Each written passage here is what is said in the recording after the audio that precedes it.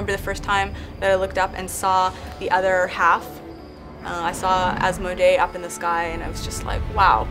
I mean, that's the other side, that's where the other players are, and it's a really cool feeling.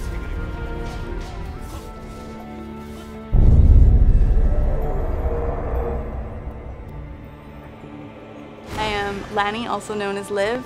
My main character is Liv, and that is actually the same name I go by in the community, and she is a sorcerer. I am many people in game.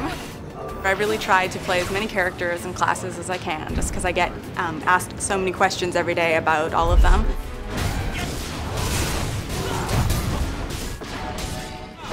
One of the first things I say, when I meet people and they ask what is Ion, is I explain what the word means. So Ion is the name of the god. He created the world of Atreia, everything inside the world, and all of the resources used to keep the world running. Ion is an extremely cool fictional world that's been torn in half. We create this rich, unique, ethereal world where we have these two races struggling against each other. And a third evil faction as well. You need something in an MMO to tie you down. If it's not your friends, if it's not a guild or a legion, it has to be the story in the game. That's what's really cool about Ion, is there's a really rich lore. The game is really polished. When you look at the environments, you look at the ambient creatures, and you even look at some of the ambient animations, it just brings you into the world. It really makes you feel like you're a part of Atreia. Atreia is the world. Atreia is the planet. So the sphere inside which everyone lives, and the Tower of Eternity was sort of like the sun. It was the place from whence all energy and life was bound to flow. If you kind of think of an apple, like an apple core, that's kind of what it is. Like the Tower of Eternity runs right through the center. When you look up in Ion, you see both the stump of the Tower of Eternity, as well as in the distance what might look like stars, but is actually the other half of Atreia. So we have the upper half of Atreia, which is Asmodee, and the lower half, which is Elysia.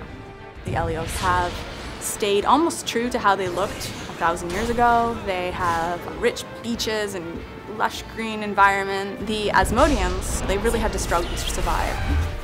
And what I think is really cool, their eyes glow red when they're about to engage in combat.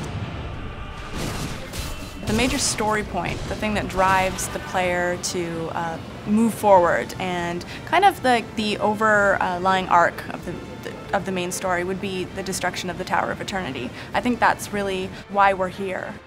What happened was the god Ion created this race, and this race, rose to power and became known as the Balor. And this Balor started to terrorize all the humans on, all parts of the world. And this obviously, didn't go well for either side. There was lots of bloodshed and war and fighting. And that battle occurred and the tower was shattered. Thousands of years went by where they had no idea that the other side had survived, and they started to evolve differently.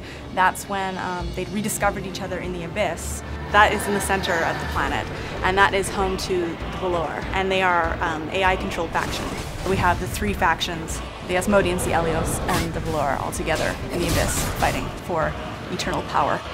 What Ion does really well is it gives you a sense of purpose, and it makes you feel like you do have an impact in this world of Atreia. When the player begins playing, there's a sort of a mystery about where they came from and what their destiny might be. And it doesn't take long before they realize that they are destined to ascend and become a deva and fight in this sort of holy war. You actually go through a process called ascension. And ascension is this awakening inside of you that happens through a life-altering event. The best part of this is that you actually earn your wings and the ability to fly. You learn you're immortal and you get wings. It doesn't get much better than that. We have this element of flight in the game. Flight, it's added an entirely new dynamic to battle. There's a lot of strategy that's involved with flight. A new way of getting around in the world that MMOs haven't been able to do to this point. The feeling of being in the air and flight is, pretty much unmatched in any MMO out there. You do start off with a basic set of wings, and they're white on the Elios side and black on the Asmodean side.